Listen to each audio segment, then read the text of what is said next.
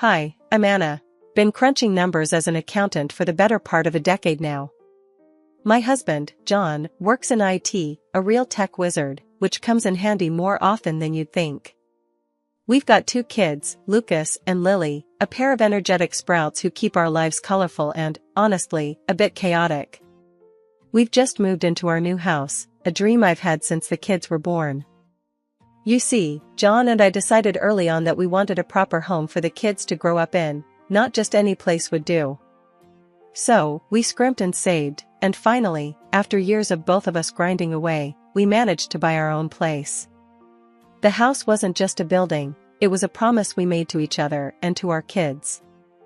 The day we moved in, I remember standing in the empty living room before the furniture arrived, envisioning the memories we'd create. John wrapped his arms around me from behind and whispered, "We did it, babe. We're home." "Yeah, we did it," I replied, my voice a mix of exhaustion and elation. "Let's just hope we survive the decorating part without killing each other." We spent that evening sorting through boxes, assembling furniture, and laying down rules for the kids, simple stuff, like no markers on the walls and no cookies in bed. It was late when we finally crashed, the sound of the kids even breathing from the next rooms, the best kind of lullaby. Things were good. Settling in took less time than I thought, mostly because I decided to work from home. My boss, bless his heart, was more supportive than I'd hoped. He let me handle the company's accounts remotely, as long as I kept up my numbers, and I always do.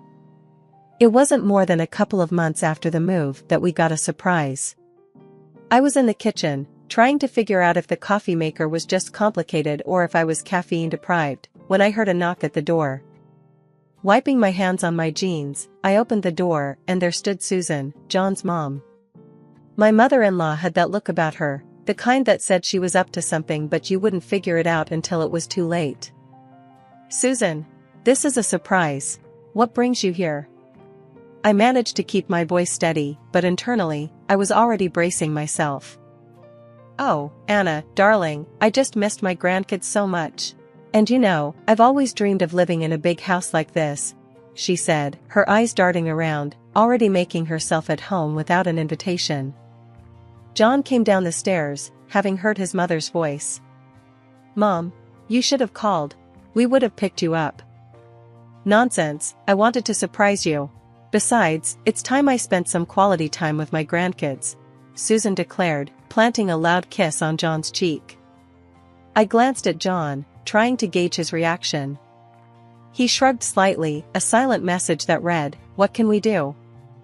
It had been a week since Susan plunked herself in our living room. Every morning, I'd tiptoe past her makeshift bedroom to the kitchen, the tension as thick as the burnt toast I'd toss in the trash before anyone could smell it. The whole arrangement was supposed to be temporary, but with each passing day, the discomfort burrowed deeper into our home life. That Tuesday, I had to scoot out early for a rare in-person meeting at work, which meant slipping on real shoes and trading my sweatpants for slacks. As I was leaving, Susan was just a silhouette under the blankets on the couch. I whispered a goodbye to the kids and left before the sun was fully up. When I returned, the house was eerily quiet. I called out, "Lucas? Lily," expecting to hear them thundering down the stairs. Instead, Susan appeared at the bottom of the staircase, her smile wide like she'd won the lottery. "Anna, dear, come see what I've done upstairs." A little surprise for everyone. Her enthusiasm grated on my nerves, but I followed, my curiosity piqued despite my apprehension. As we reached the top of the stairs, the first thing I noticed was the stark emptiness of Lucas's room. My heart sank. Where all his superhero posters had been, now hung drab curtains and pictures of landscapes that screamed boring adult lives here. "What the hell, Susan?" The words flew out of my mouth before I could catch them. She flung her arms wide, as if presenting on a game show. I moved Lucas into Lily's room. "They're young, they can share, can't they? And look, I brought up some of my things to make it more comfortable for me." I stormed into Lily's room, now cluttered with 2 sets of everything, and my kids sitting on the bed looking miserable. Lucas's eyes were red, and Lily's lip quivered. "Mom, why do we have to share now? We had our own rooms, Lucas complained, his voice cracking. I know, honey. I didn't know about this, I said, my voice soft but seething inside as I turned to face Susan. I sold my house to be closer to you all. I have nowhere else to go, she declared, a triumphant look in her eye. I felt the room spin a bit. You what? John didn't tell me that. Well, he knows now. And this is my room now. End of discussion, she said, walking into Lucas's old room and shutting the door with a definitive thud. I gathered the kids and went downstairs, my mind racing. When John got home, I was waiting for him, the kids eating their dinner quietly, the tension thick. John, we need to talk. Now, I said, pulling him aside as soon as he walked through the door. Your mother's moved into Lucas's room. Moved the kids into the same room without asking us. And she told me she sold her house. He ran his hands through his hair, looking as shocked as I felt. She sold her house? She didn't tell me that. This is crazy. I'll talk to her.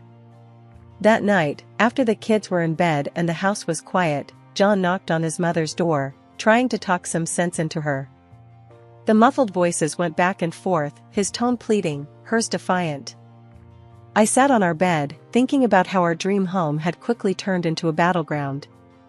John came back an hour later, looking defeated. She won't budge. Says this is her right. I'm sorry, Anna. I don't know what to do. Every day was a new adventure and patience. I had set up my office in the corner of our bedroom, the only spot I could claim as somewhat quiet for my work calls. My job as an accountant wasn't something you could pause and play at your convenience, but try explaining that to Susan. This particular Thursday, I was deep into reconciling some accounts, my laptop spread with spreadsheets and reports, when Susan barged in, a bag of shopping swinging from her arm. Anna, you spend all day on that thing. Don't you ever take a break? She chided, not caring that I was mid-call with a client. Susan, I'm on a call, I hissed, covering the microphone with my hand, my cheeks burning with embarrassment. Oh, it sounds more like you're chatting with a girlfriend. She chuckled and shrugged, setting down her shopping on the table, spreading her latest treasures across my work area. I muted the call, my heart pounding. Susan, I need this space to be clear. I'm working. Working? Looks more like you're just fiddling on the computer. Back in my day, work meant getting your hands dirty, she scoffed, waving a hand dismissively. Unwilling to argue further, I unmuted the call and tried to focus, but my concentration had shattered. As I wrapped up the call, Susan had already floated away, probably to stow her new haul of discount buys, useless figurines and out-of-fashion clothes that seemed to multiply each day. Later that afternoon, the sound of crying broke my concentration again. It was Lucas, sobbing over something in the living room. Dropping everything, I rushed to him, finding him holding an empty comic book sleeve. Mom, my Spider-Man comics are gone. I left them right here. My heart sank. Let's go ask Susan, sweetie. Maybe she moved them. We found Susan in her room, the door ajar, surrounded by piles of her shopping conquests. Susan, did you see Lucas's comics? I asked, trying to keep my voice even. She glanced up, her nose wrinkling in disgust. Those old things? I threw them out.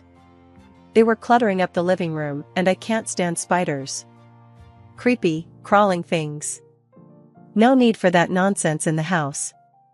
Lucas's face crumpled, tears streaming down his cheeks. But Grandma, they were my favorite. Spider-Man isn't real. He doesn't crawl. I don't care. I don't like them, and they're gone, Susan snapped, turning back to her clutter. As Lucas calmed down, I stepped into the hallway, my mind racing. Susan's disregard for what wasn't hers was growing unbearable. Every inch of space was slowly being consumed by her belongings, her rules, her presence. From the crack of dawn to the hush of night, Susan's presence was like a cloud, casting a shadow over our family's daily life. And with each passing day, her comments and criticisms grew sharper, cutting into the fabric of our routine and comfort. It was a Tuesday morning, and I had just finished getting the kids ready for school when Susan decided to comment on my appearance. "Anna, when was the last time you had a manicure? You really should try to keep yourself up, you know." I glanced down at my hands, nails chipped from household chores, and typing furiously on my laptop. "I've been busy, Susan. You know, taking care of the kids and working from home." She said, shaking her head. "A little effort wouldn't hurt. John would appreciate it." Ignoring the sting of her words, I went to the kitchen to prepare breakfast. But as soon as I served the eggs and toast, Susan was on to her next critique. "Is this how you usually cook? It's a bit bland, dear. You really should take some cooking lessons." The kids ate silently, casting me worried glances. I forced a smile, trying to keep the morning from souring further. Later that day, when the kids came home from school, their laughter and lively chatter filled the house. It was a sound I cherished, one that Susan apparently found annoying. "Kids, could you keep it down? I'm trying to watch my shows," she called out from the living room, her tone sharp and commanding. The kids shuffled away, and I felt my frustration mounting.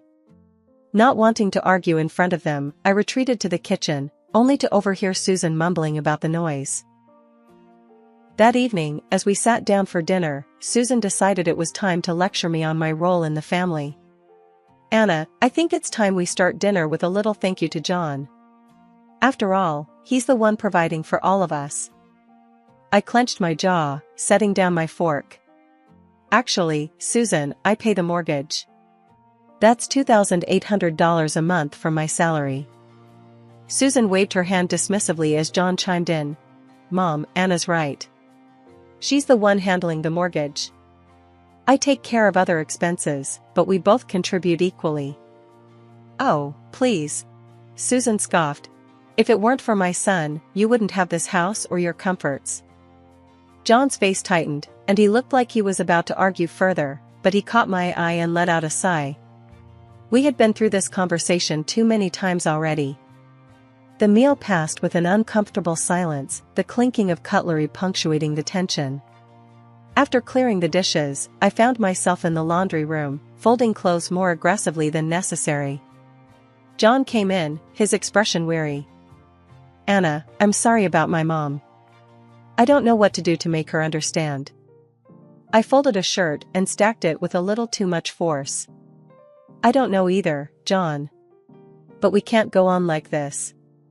It's like walking on eggshells in our own home." "We'll figure something out," John said, though the assurance sounded hollow. "Maybe we can sit her down and talk it through again. Lay out everything clearly." I nodded, though doubt nagged at me. Susan had made up her mind about how things should be, and it seemed no amount of talking would change her view. This morning started just like any other Tuesday, with me dropping the kids off at school before heading back to the house. I was prepping for an important online conference with my boss and a couple of key executives from the company, a meeting that could significantly impact my career. However, the moment I stepped inside, I knew something was off. The house was bustling with noise, laughter, and the clinking of dishes. Susan had invited her friends over for an impromptu breakfast gathering, apparently turning our living room into her personal social club. I sighed, rubbing my temples as I poured myself a quick cup of coffee. Trying to stay calm, I headed to my office, hoping to find some sanctuary. As I settled down, adjusting my webcam and reviewing my notes one last time, I could hear the muffled chatter and laughter from the living room. I tried my best to block it out, focusing on the upcoming discussion. But just as the meeting started and I began to explain the quarterly projections, the door to my office flew open. Susan, leading her troop of friends, burst in loudly asking, "Anna, why didn't you make us some coffee too? And where's our breakfast? You can't just ignore your guests." Stunned, I muted my microphone, my cheeks flushing with embarrassment. "Susan, I'm in the middle of a work meeting. Can this wait?" I hissed, trying to keep my voice low and calm. "No, it can't. You think because you're working, you can neglect your duties as a hostess?" Susan retorted, her voice rising with every word. Frustrated, I pointed at her sharply. Keep it down, I'm working. In response, Susan's expression twisted into one of defiance, and in a dramatic gesture, she grabbed my laptop and threw it onto the floor. The screen went black, the sound of my boss's voice cut off abruptly as the machine hit the carpet with a thud. Go and make us breakfast, she demanded, as if she had every right. Without a word, I stood up, walked over to her, and firmly guided her out of the office, closing the door behind her. My heart was racing, a mixture of anger and shock numbing my senses. I picked up my broken laptop, feeling the sting of tears in my eyes, not from sadness, but from sheer frustration. Taking a deep breath, I pulled out my phone and dialed my boss, explaining what had just happened. To my relief, he was more understanding than I expected. I get it, Anna. Family situations can be tough. Just see if you can sort it out, okay? We need you focused. After hanging up, I could hear Susan in the living room, loudly proclaiming to her audience, "You have to teach these young ones how to behave. If you let them, they'll walk all over you. It's our duty to put them in their place." The audacity of her words made my blood boil, but I knew I had to hold it together. Later that evening, when John came home, I told him everything. His face darkened with each word I spoke. He did what? That's it. She's paying for a new laptop, he said, his jaw set in anger. This has gone far enough, Anna. I'm sorry. I'll handle it. He confronted his mother about the incident. Susan, perhaps realizing she had crossed a line, suddenly clutched at her chest, her face contorted in pain. I'm not feeling well, she gasped, her voice shaky. Mom, are you okay? John's tone shifted from anger to concern in a heartbeat. I need to lie down. This is too much for me, Susan said dramatically, before retreating to her room and locking herself in. The next morning, Susan declared she'd be retreating to a boarding house to restore her health, and I watched her pack with a practiced calm, masking the storm of thoughts whirling in my head. Her sudden declaration of illness, miraculously timed to avoid the fallout from breaking my laptop, seemed too convenient. John, equally skeptical, tried once more to broach the topic of the broken laptop, but she dodged his concerns with an airy wave, promising to discuss it later. As her taxi disappeared down the driveway, John turned to me, a mixture of relief and resolve on his face. Okay, what's the plan? He asked, as we stood in the quiet aftermath of her departure. You know how your mom freaked out over Lucas's Spider-Man comics because she hates spiders? I began, watching his reaction closely. John's eyebrows rose, a hint of a smile tugging at the corners of his mouth. Yeah, she can't stand them. Why? Let's just say, what if we took that fear, and decorated the house with it? Not just any decorations, but make it look like a spider den, I suggested, the words out before I could reconsider. John chuckled, shaking his head in disbelief, before giving a firm nod. Let's do it. It might just be crazy enough to work. And hey, Lucas will get a kick out of it. Feeling a mixture of excitement and guilt, I called a local artist known for their theatrical set designs. I explained our needs: realistic, lifelike spiders painted on the walls, cobwebs that looked like they were spun by giant arachnids, and an overall ambience that screamed spider den. The artist was intrigued and slightly amused by the project, promising to start the next day. John and I stood back, watching the children and the changing decor. You think she'll ever want to come back after this? He asked, a twinge of uncertainty in his voice. I shrugged, watching a painter add the finishing touches to a particularly grotesque arachnid above the fireplace. I don't know. But I hope it makes her think twice about how she treats this place, our home. As the day of Susan's return neared, the house looked less like the family home it had been and more like a set from a horror movie. I had mixed feelings as I surveyed the work. It was beautifully horrifying and served a purpose, but part of me felt guilty about using Susan's phobia against her. The morning Susan was due back, tension buzzed through the house like electricity. John and I exchanged nervous glances as we heard her taxi pull up outside. Susan breezed into the house, her usual air of entitlement surrounding her like a cloak. She didn't even glance around at the transformed decor, fixated only on retreating to her room for some rest after her exhausting retreat. As soon as she opened the door to her room, though, her composure shattered. A blood-curdling scream echoed through the house as she stumbled back, her hands clutching at her chest. "What is this? What have you done?" The walls, covered in the eeriest, most lifelike spiders and webs, seemed to close in on her. She bolted from the room, her eyes wide with terror, only to find that the rest of the house matched her room. Spiders in every corner, on every wall, our home had become a den of fear for her. Susan ran down the hallway, screaming, "Remove this! Remove this at once!" Calmly, I stepped into her path, my voice steady. "Susan, this is our house, and we decide how to decorate it. We like it this way." John joined me, adding, "We can't afford any changes right now, not after what happened because of you." Her face went pale, her eyes darting around as if the spiders might jump off the walls. "What are you talking about? What happened?" "Your little stunt with Anna's laptop got her fired. We're tight on money now. If you're going to stay, you'll need to contribute $2,800 a month for the mortgage," John lied smoothly, "the fabrication necessary to press our advantage." Susan gasped, clutching her heart again. "This is outrageous. You can't do this to me. I'm leaving. No one appreciates anything I do. I'm not staying in this horror house." As she scrambled to pack her things, I blocked her way at the door. "Before you leave, you owe us $2,000 for the laptop you broke."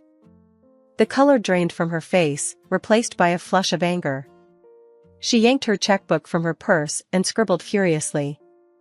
Slamming the check into my hand, she lifted her chin proudly. "There. Now, I'm leaving for good." John and I watched as she hauled her suitcase out the door, her head high, but her shoulders tense. As the door closed behind her, the tension in the air dissolved, replaced by a collective sigh of relief. We turned to each other, John wrapping his arms around me, both of us laughing, a bit from relief, more from disbelief at how things had turned out. "We did it, Anna. It's over." Lucas and Lily came bounding over, their faces bright with smiles. "Is Grandma really gone?" Lucas asked, his voice a mixture of hope and uncertainty. "She's gone, buddy," John confirmed, ruffling his son's hair. "The house is ours again. We can keep the spiders, right?" Lily asked, her eyes gleaming with mischief. "We'll see, honey," I laughed, kissing her forehead. "We'll see." That night, as I tucked the kids into bed, their rooms finally free of Susan's overbearing presence, I felt a peace settle over me.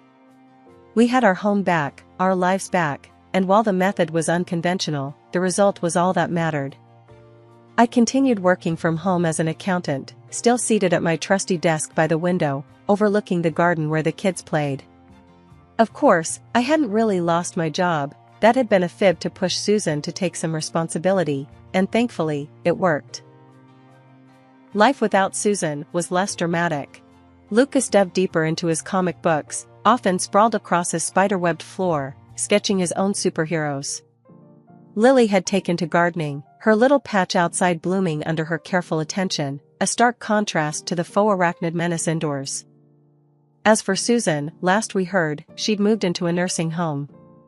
Not surprisingly, rumors filtered back to us through the grapevine, she was up to her old tricks, bickering with the administration and quarreling with other residents. Some people never change, I mused aloud after a call from a relative who had visited her. John shook his head, a wry smile on his face. "Let's just be glad she's spinning her web somewhere else." And true enough, life had become simpler without her daily dramas. We repaired relationships with friends and neighbors, some of whom Susan had alienated with her nosiness and complaints. Invitations started coming back in for backyard barbecues and birthday parties, social gatherings we had avoided during Susan's tenure in our home. One day, as I was setting up for a video conference call with a client, I caught sight of Lucas and Lily outside, laughing as they chased each other around the garden, ducking under sheets hung out to dry. The normalcy of it filled me with a profound sense of contentment.